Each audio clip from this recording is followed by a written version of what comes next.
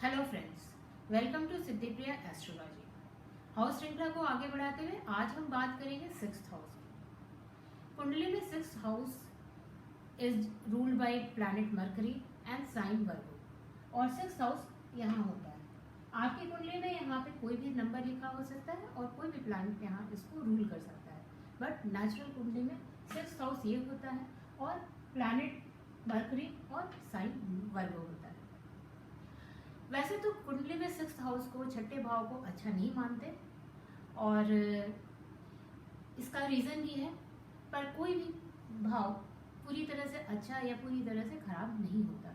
इससे बहुत सारी जुड़ी हुई चीजें होती हैं जो मिक्स रिजल्ट देती हैं, कभी अच्छी और कभी बुरी। तो जानते हैं, चलिए थोड़ा जानते हैं कि क्यों इस भाव को हम बुरा भाव मानते हैं। बुरा या बोले कि थोड़ा अलग से देखते हैं इस भाव को।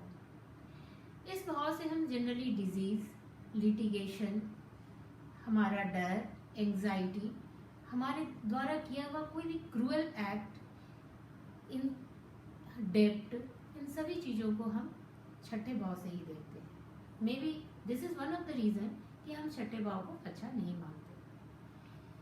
अब हम सबसे पहले ये देखते हैं कि छठे भाव के अंदर हमारे शरीर के कौन से हिस्से आते हैं। छठे भाव के अंदर हमारे शरीर के आने वाले हिस्से में हमारा किडनी, इंटेस्टाइन, हमारी आंखें या आंख से जुड़ी हुई कोई भी डिजीज, अगर आपके शरीर में स्वेलिंग है तो स्वेलिंग, स्प्लीन, हमारा गाउट, कॉलिक, ये सारी चीजें हमारे छठे भाव के अंदर आती हैं। अगर आपकी किसी तरह की सर्जरी होनी है तो उसके लिए भी सिक्स्थ हाउस का इन्वॉल्वमेंट बहुत जरूरी होता है।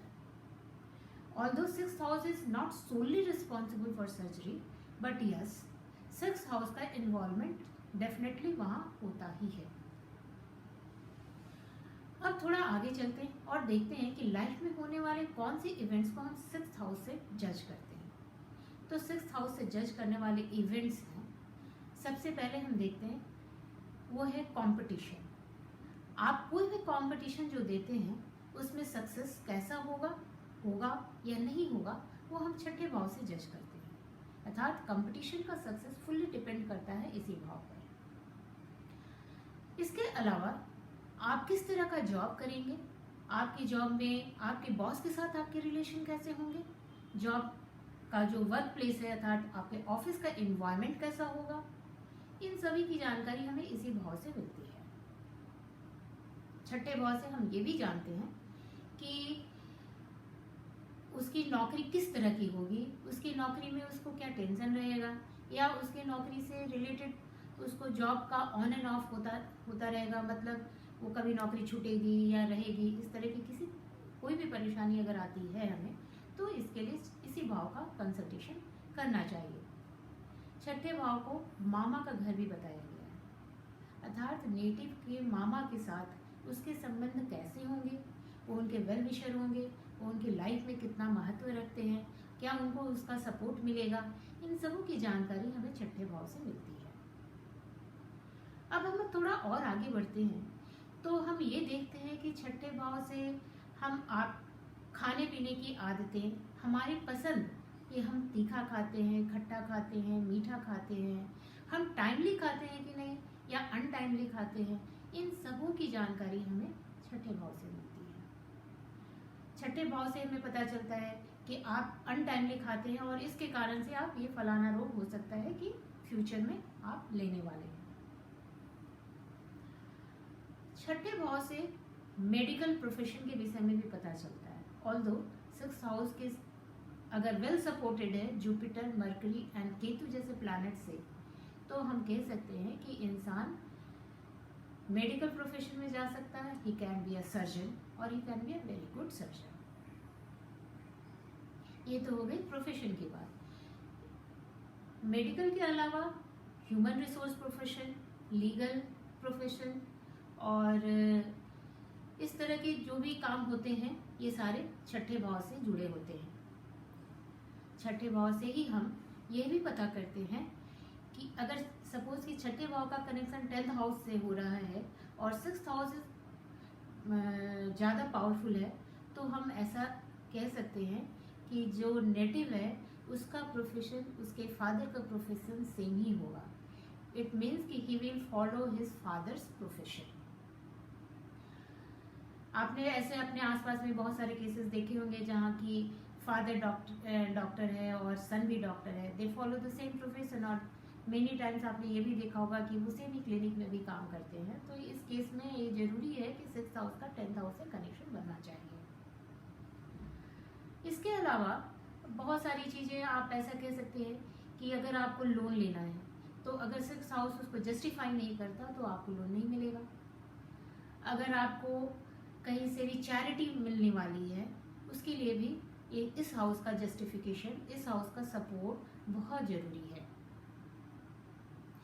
थोड़ा आगे बढ़ें तो हम ये देखते हैं कि छठे भाव से हम